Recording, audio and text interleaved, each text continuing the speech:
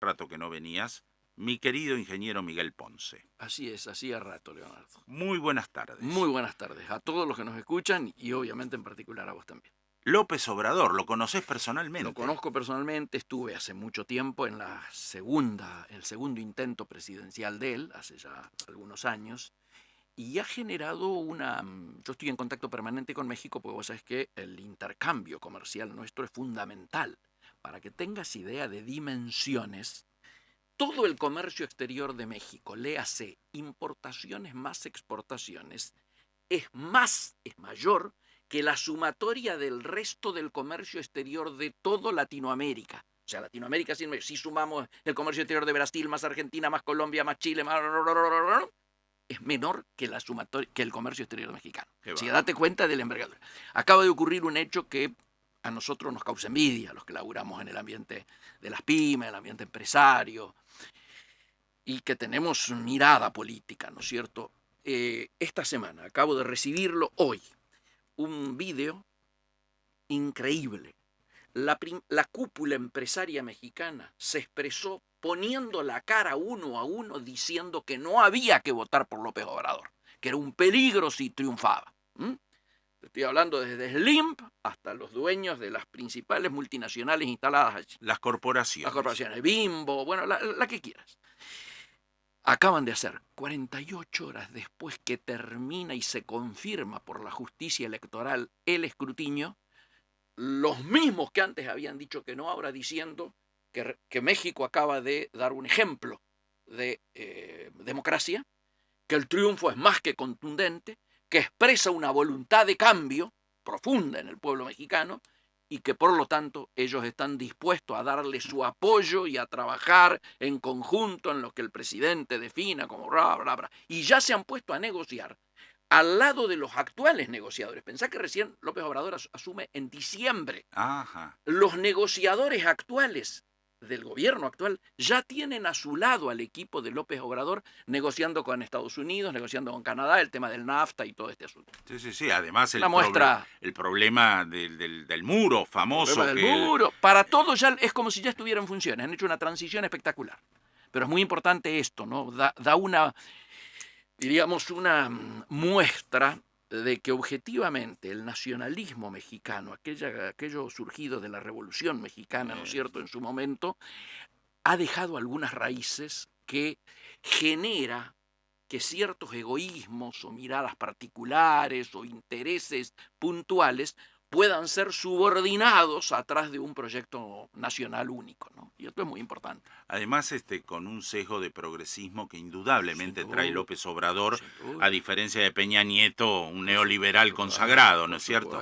Por supuesto. Además, paradójicamente, López Obrador viene de surgir del mismo partido, del PRI, ¿no es cierto? Luego arma un grupo de centro izquierda, luego arma esta coalición y, al igual que Lula, después de tres intentos, en el tercer intento llega, pero además matando electoralmente, ¿no? Porque nunca hubo una diferencia electoral tan grande en toda la historia de México.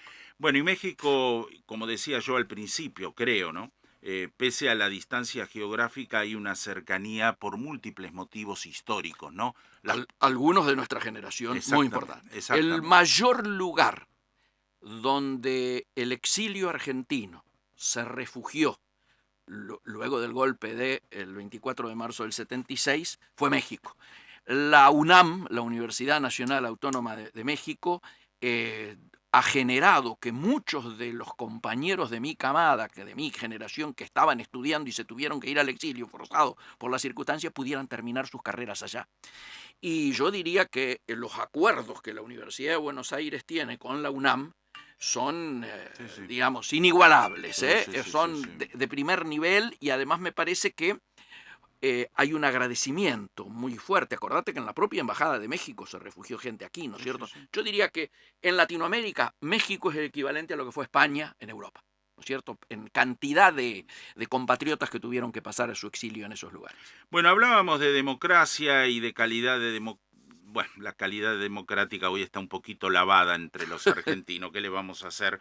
Yo te preguntaba fuera de micrófono, porque a veces no puede ser que nadie visualice los límites. Y Perfecto. cuando se habla de límites, eh, a veces hay ejercicios de provocación. La provocación es como la ironía, son dos armas que si vos la usás con inteligencia, con capacidad, bueno, son armas de la política, a no dudarlo, ¿no? Jaureche decía que al salir salga cortando. Sí, Bueno, señor. muy bien. Pero cuando vos ves que se convierte en un manejo arbitrario, insolente, desubicado, autoritario, vos decís, pucha, a ver, ¿quién pone los límites del caso? Concretamente me estoy refiriendo a quien en esta ciudad autónoma de Buenos Aires en las últimas elecciones de renovación parlamentaria sacó más del 51% de los votos. Sí, señor. Es decir, esta sociedad votó esto, esta realidad que hoy tenemos y que se llama Lilita Carrió. Ujú. Una mujer que tiene una histórica costumbre. Yo que trabajé al lado de Alfredo Bravo en otras circunstancias, cuando era Sí, sí, candidato a presidente en River, sí, sí. Alfredo me decía, no, esta mujer está loca, está destruyendo el ARI, se fue a juntar con los conservadores mendocinos, yo no entiendo qué sé yo, y quebró el ARI. Y luego, sucesivamente, como en una suerte de efecto dominó, todo lo que ella creó se lo fagocitó y lo destruyó. Y hoy en día aparece, al radicalismo le tiene que ofender en manera importante lo que acaba de suceder. Pero además, ofender en función de cómo se trabaja en la Cámara de Diputados. Yo recordaba, te lo decía fuera de micrófono, al maestro Pugliese, Pugliese sí, claro. manejando la Cámara de Diputados. Digo, la pucha. ¿Alguna diferencia, no? Alguna pequeña diferencia con este hombre pobre Monzó, que encima tiene sus cortocircuitos dentro del PRO y demás. Digo, nadie la frena, no hay posibilidad de hacer una cuestión de privilegio y decir, señor presidente, pido la palabra y ¡pum! Moró le salió a contestar en una forma rotunda y clara, pero es como que está en una soledad porque fue contundente, claro, definitorio. Alguien tenía que salir a decir y fue Leopoldo Moro. Bueno, listo. Pero hay cuestiones, reglamentos, hay mecanismos institucionales, por eso hablo de la cuestión de privilegio. Te Mm. dejo todo a vos ahora el micrófono. Mira, desde hace 48 horas, algunos porque saben que soy chaqueño y que la conozco a ella desde chiquito, Caramba, mirá vos. no paro de recibir llamados ni participaciones en función de opinar de esto. Y yo lo conocí al padre. El padre era muy amigo de Raúl Alfonsín. Para que tengas idea, mi descendencia chaqueña, el nombre de mi abuela es la principal escuela, lo lleva a la principal escuela de Machagay. Ah, Natalia Juárez Salinas de Gutiérrez, yo soy Ponce Gutiérrez, o sea, la madre de mi madre, mi abuela materna, fue fundadora y el nombre de ella, de hecho yo hablé cuando se inauguró, cuando le pusieron el nombre a ella, a la escuela y a la plaza que está al frente, la plaza principal de Machagay. He recorrido el Chaco mucho y en muchos lugares nos acompañaba al Bicho León primero, a Raúl Alfonsín después, el padre de Lilita. De hecho, Alfonsín la tuvo en sus brazos a Lilita. Por eso, la historia tiene estas cosas que si uno las quiere armar a veces no te salen. Hay una parábola que se acaba de concretar ahora, que es insólita en términos geográficos y en términos históricos. ¿Dónde ocurrió este brulote de Lilita ofendiendo a la Unión Cívica Radical? En la ciudad de Paraná, capital de Entre Ríos, ¿sí? caramba. Hace 48 horas. Hay noticias de ahí, ¿eh? Sí, claro. ¿Dónde fue el último discurso en el cual Raúl Alfonsín caracteriza a Lilita Carrió como una de las principales enemigas de la Unión Cívica Radical, como antidemocrática y como que para comprenderla hay que entender alguna situación de descompensación, llamémosle, anímica para no meternos en cuestiones médicas, que caracterizan su carácter, vaya la redundancia, su personalidad. Sí, sí, sí, está claro. También fue en Paraná. Ajá. Entonces, fíjate la parábola, ¿no es cierto? Que tratemos de entender por qué la Lilita de estos últimos 10 días se ha ido a la banquina? ¿Por qué ha atravesado un límite? ¿Qué la saca de quicio? La saca de quicio el tema del aborto. La primera expresión de ella es cuando la votación en la Cámara de Diputados sale como sale y ella se levanta diciendo voy a romper todo, si es necesario me voy, los dejo solos, arréglense, por una cosa así. Segundo, cuando se está pasando lo que se está pasando en términos económicos, que luego si querés lo tocamos Sí, en por detalle en supuesto. términos de lo que viene sobre todo, ella sale a hablar de changas y de limosna. Y cuando quiere aclarar esto de las limosnas, termina hablando de limosnas y coima. Y coima, sí, sí, sí. En un fallido tremendo. 24 horas después sale y dice el brulote en Paraná. Este brulote, además, los que algo de psicología entendemos, sabemos la motivación de por qué dice lo que dice sobre la Unión Cívica Radical. Ella pretendió manejar la Unión Cívica Radical. Pretendió armar un movimiento interno adentro y fracasó. Pretendió que se le hiciera la venia a sus, llamémosle, arranques y caprichos personalistas, mesiánicos, totalitarios, porque no acepta democracia interna. Cuando se dio cuenta que el radicalismo no se dejaba manejar por ella, se va y arma estas otras cosas para ahora venir a decir que lo maneja desde afuera.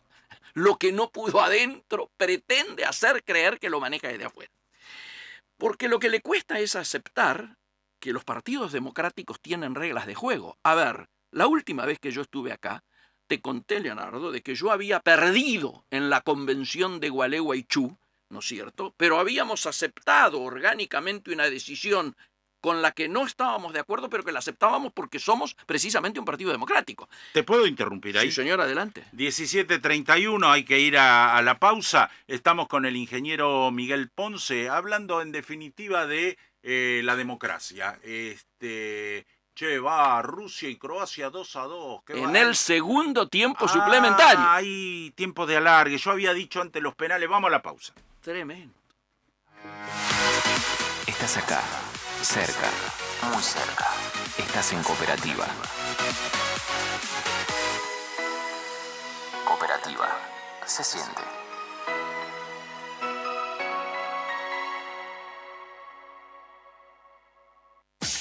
Mermeladas frutales Los Carolinos, el auténtico sabor de lo natural, en sus 5 exquisitos y tradicionales sabores, sin conservantes ni colorantes. Mermeladas Los Carolinos. Los Carolinos. Otro éxito de Productos Aldeva, www.aldeva.com.ar. Dale un placer a tu boca. Touré bocaditos de almendra cubierto con chocolate con leche. Probalo también en sus dos variedades, con crema de yogur sabor frutilla y con crema de coco. Visítanos en touré.com.ar. Touré es un producto de Aldeva. Dele un toque especial a su visita a los hielos continentales patagónicos y disfrute de lo que nuestro estilo puede brindar. Hotel Michelangelo El Calafate.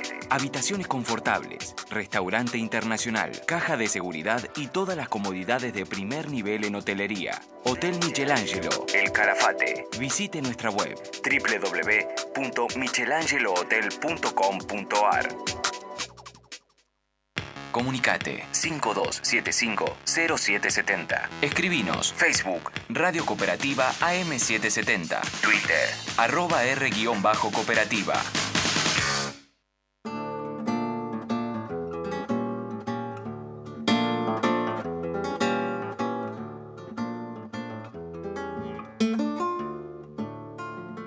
Bueno, reitero la pregunta para el concurso de hoy. ¿Cómo se llamó el primer ministro de Economía de Raúl Alfonsín cuando recuperamos la democracia en 1983? 52750770, la vía de comunicación. Deje su nombre y los 3 últimos números de su documento de identidad. Subrayo eso porque algunos dejan los números del teléfono. No, son los 3 últimos números del documento de identidad. ¿Cómo se llamó el primer ministro de Economía de Raúl Alfonsín? ¿Te acordás, Ponce, no? Claro, ¿cómo? No los nombres. Porque Ni siquiera las iniciales. Nada, querido, nada. Pero fue un gran amigo. Oh. Un gran amigo. Bueno, estábamos hablando de este Caso fenómeno de Lilith. atípico de la política argentina, ¿no? A ver, lo que a mí más me preocupa, que no haya una reacción orgánica, institucional, para decirle, señora, mire, pare la mano, y que alguien levante y diga, señores, yo quiero una cuestión de privilegio, porque Correcto. no se puede avanzar. Hay dos situaciones, Leonardo, me parece que es lo siguiente. Primero, reacción institucional como partido ha habido. Comité Nacional, Convención Nacional, gobernador de Mendoza, gobernador de Jujuy, presidente de Interbloque Negri, comités de todos lados han salido a decirle de todo, la capital federal, la juventud, la franja, una reacción, yo diría, del pueblo radical de norte a sur y de todos sus estamentos, diríamos, universitarios, juveniles, de los trabajadores, etc. Esto es una respuesta. Paradójicamente nos ha venido bien porque ha hecho sacudir y ha hecho reaccionar a mucha gente que estaba como muy calladita y muy pasiva. Porque este es el otro tema, pensar si esto no está significando un punto de inflexión en la permanencia o no de la Unión Cívica Radical en Cambiemos. ¿Esto es un análisis tuyo o una expresión de deseos, o ambas cosas? Yo diría es un relato de lo que está pasando, que lo voy a describir luego, si me permitís. ¿Cómo no? Ahora, me parece que reacción institucional debe ocurrir si estas cosas son dentro del recinto o en una instancia, diríamos, oficial. Esto fue dado en estas suertes de stand-up a los que nos tiene acostumbrados en una reunión ante empresarios. Que uno podría decir en una reunión cerrada ante empresarios, bueno, alguno filmó, grabó eso y trascendió al día siguiente de manera viralizada. Vos viste que ahora no se puede ocultar nada, ni siquiera un mensajito de texto de un teléfono a otro. Cuando te decía el tema de punto de inflexión, es por lo siguiente. Lo que calificaría este hecho sería un destrato de un socio a otro socio de un espacio político. Pero destratos estamos teniendo muchos. El presidente de la Nación, 24 horas después de estar reunido con la conducción del radicalismo, no le notifica y anuncia que hemos entrado a buscar un stand-by al Fondo Monetario Internacional.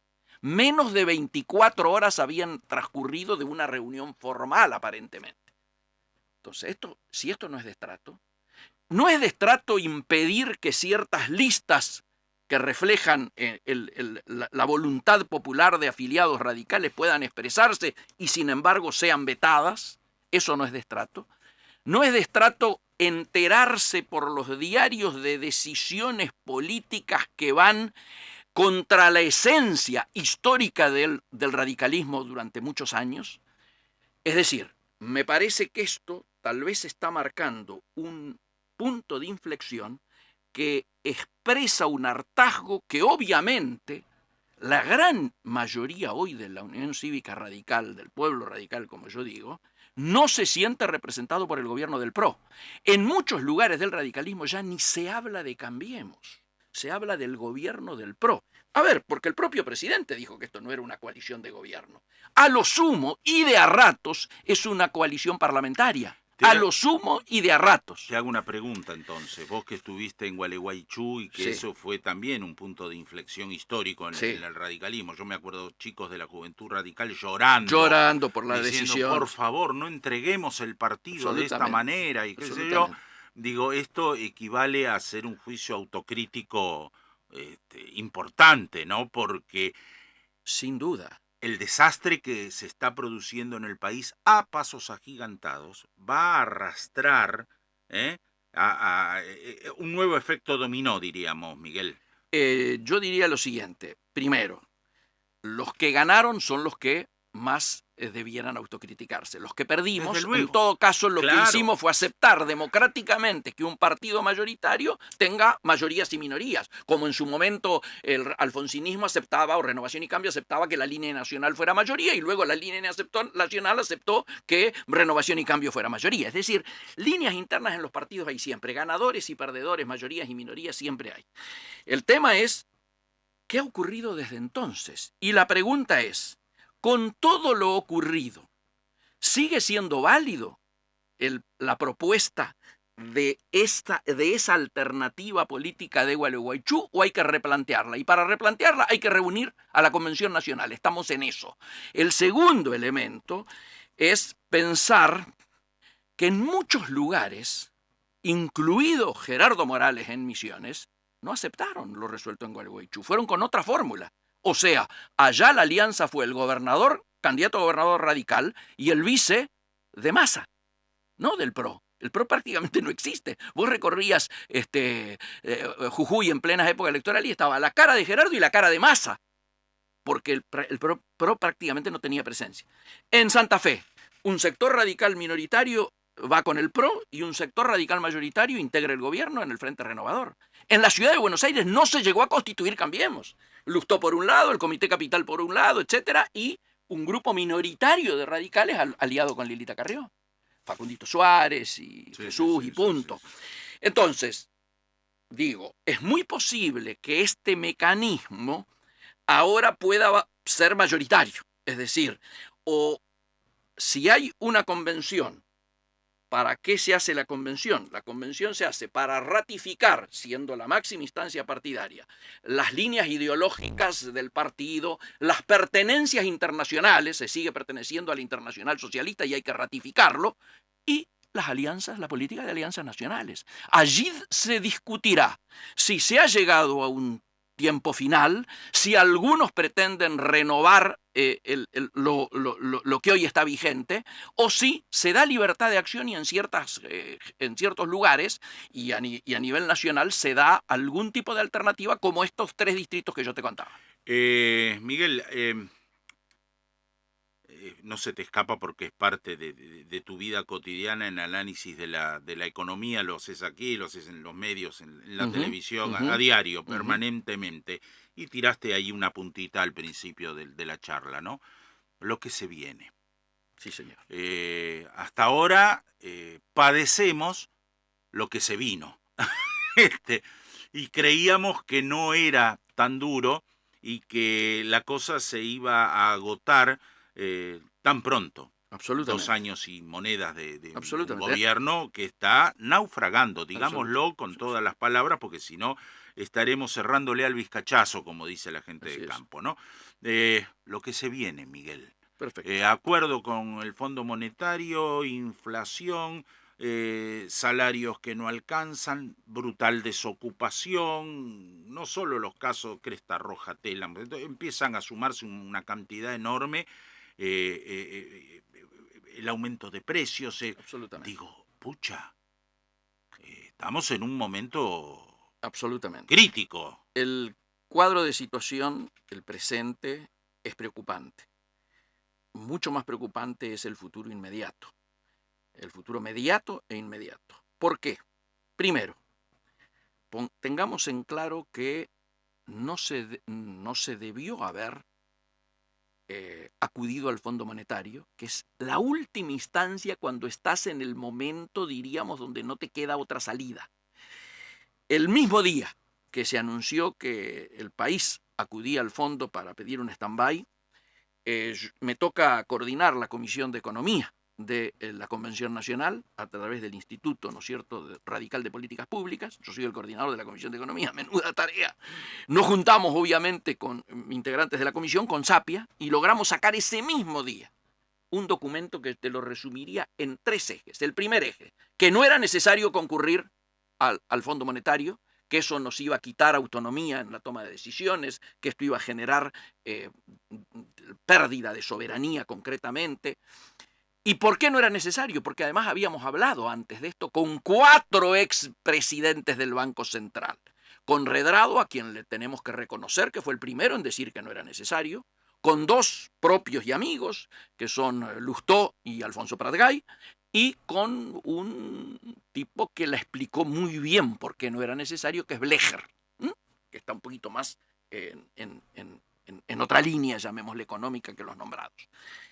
¿Qué dice Blecher? ¿Y qué dijeron los 4 que están de acuerdo? Que primero, no vivíamos una situación de crisis, de pago, de endeudamiento, léase, no había un vencimiento que no se pudiera levantar en términos de deuda externa.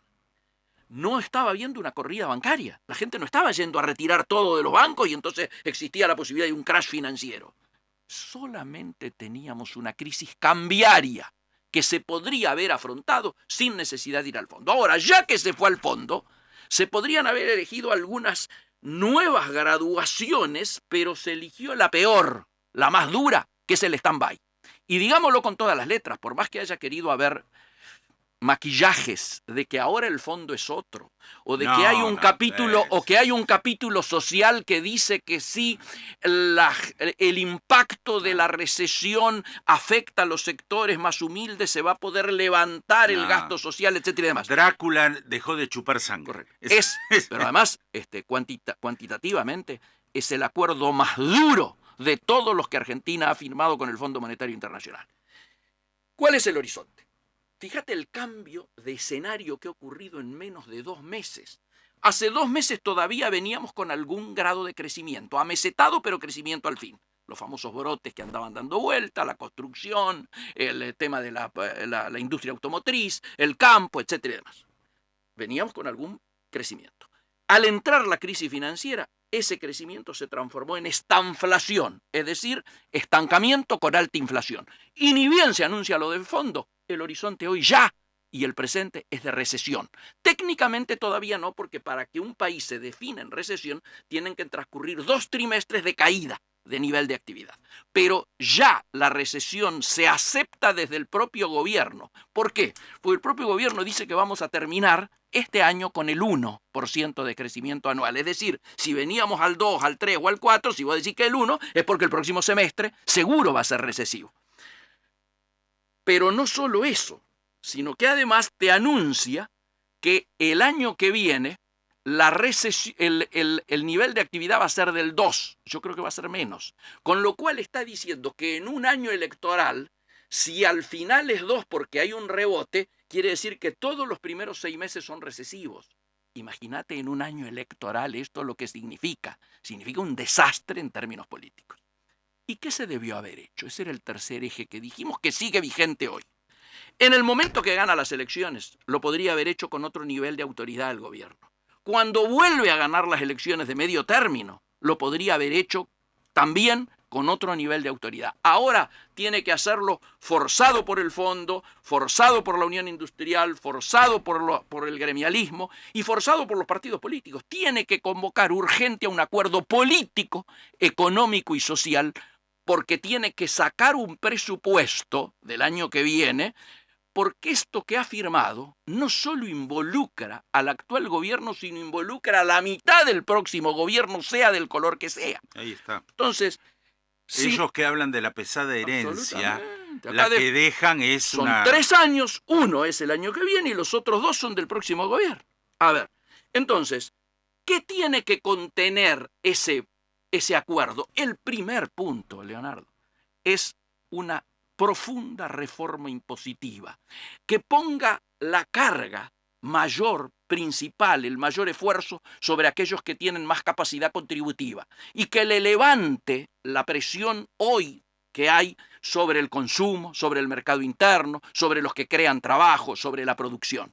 Esto es fundamental, si no, no hay posibilidad. Si no estás convocando a hacer un acuerdo para el achique, para el ajuste, y lo que acá hay que convocar es a un acuerdo para el crecimiento y el desarrollo, no para el achicamiento. Nadie te va a acompañar si vos estás convocando a este GAN para el achicamiento. Ahora, el camino es el más cerrado y el más distante de un crecimiento con desarrollo y con equidad, ¿no? Porque desde ya la pobreza... A eso íbamos con el tema de la reforma. La pobreza. Lejos están porque se ha reavivado una timba financiera, hermano, que te la regalo. Fíjate vos, y vos lo traes con mucha precisión, porque el nuevo tipo designado, Dante Sica, que es un amigo personal, un tipo comprometido con las pymes, un tipo que le gustaría que el proceso de desarrollo se diese, que conoce muy bien la integración latinoamericana, un tipo reconocido en Brasil, un tipo que labura con las pymes desde siempre,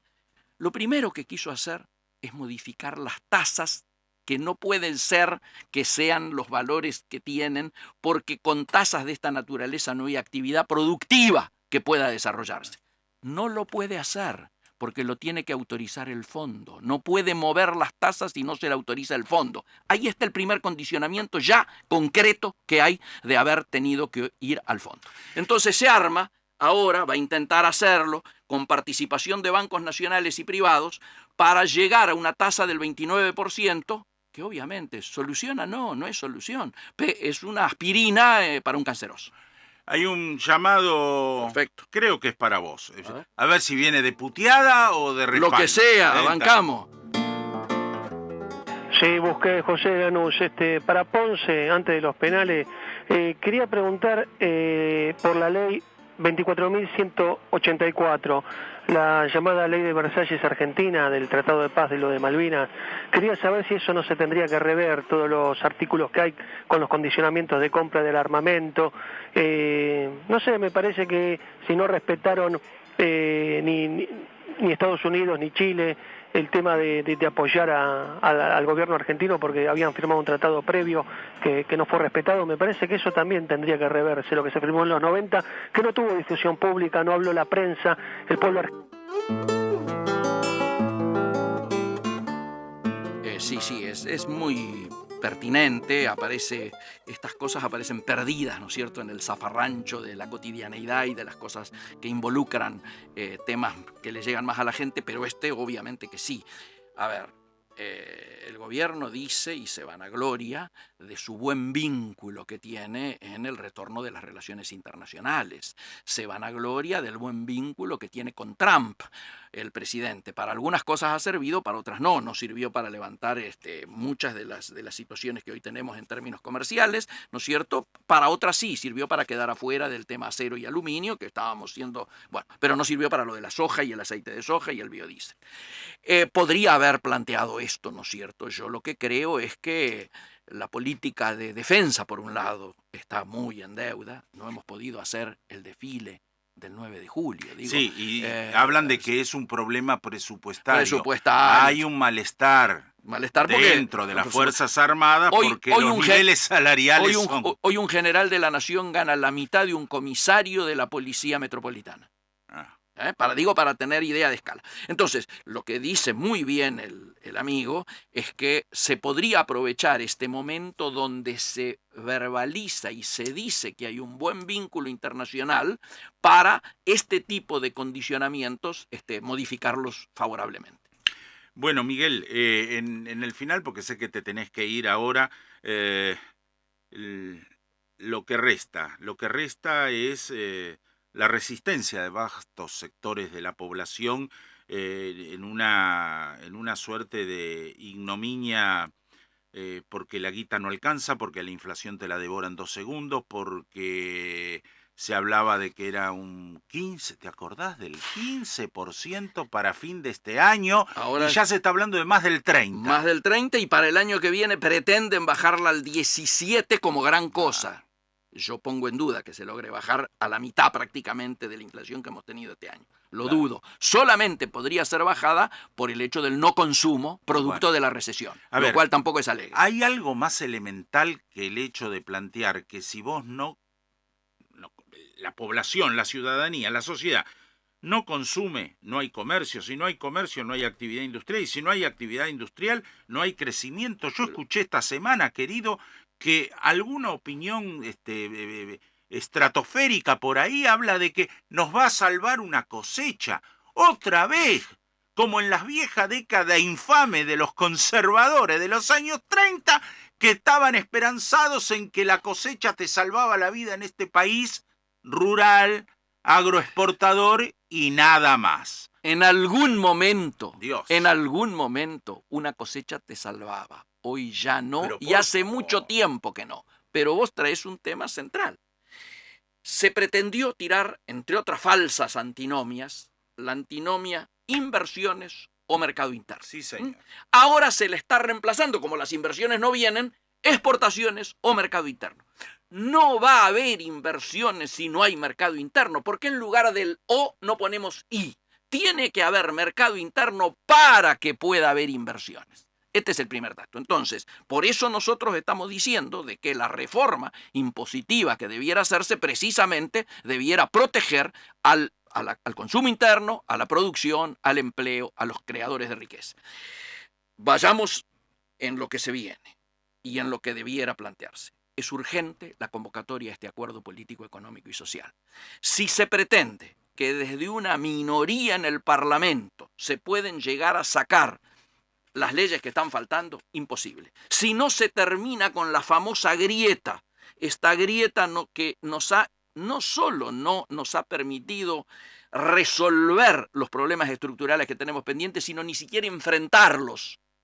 Si esta situación en la cual se hace negocio corriéndonos con el peligro del retorno al pasado y algunos analistas como el señor Durán Barban creen que eso es el mejor escenario al que podemos plantearnos en términos electorales, creo que estamos errándole al vizcachazo, como vos bien decías. Sí. Me parece que acá, primero, la Unión Cívica Radical debiera tomar una posición muy firme al respecto en relación a la recuperación de su identidad, la defensa partidaria y empujar de cara a la sociedad precisamente las aspiraciones que hicieron que nosotros fuéramos conocidos como la causa de los desposeídos. Si este espíritu no es planteado, si no logramos llegar a que el conjunto de la nación pueda sentarse en una mesa para encontrar comunes denominadores y una salida de este tipo, llámenla Moncloa, llámenla como quiera, no la quieren llamar acuerdo, llámenla encuentro, lo que sea, pero es imprescindible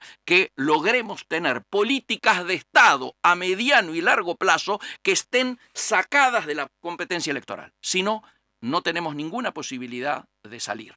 Y yo soy muy optimista en el largo plazo, soy medianamente optimista en el mediano y soy francamente preocupado por el corto plazo. Miguel, gracias por este tiempo, gracias como siempre de lo tuyo, acá está la puerta abierta, parece que está cerrada porque es un estudio de radio, como digo siempre, pero simbólicamente está abierta para cuando quieras venir, porque además nos enriquece y nos esclarece escucharte. Leandro, vos sabés que para mí esto es un honor, diríamos, estar acá, por la historia que tenemos en común, pero por los tiempos duros que compartimos, y ojalá lo tuyo siga tan bien como te lo comentaba hace un rato, que todo el mundo me lo dice. Este es un espacio que la gente se pelea por venir. Bueno, no entonces lanzo mi candidatura. Sin discusión. ¡Ah, amigo! El ingeniero Miguel Ponce con nosotros, 17:57, y vamos a la pausa.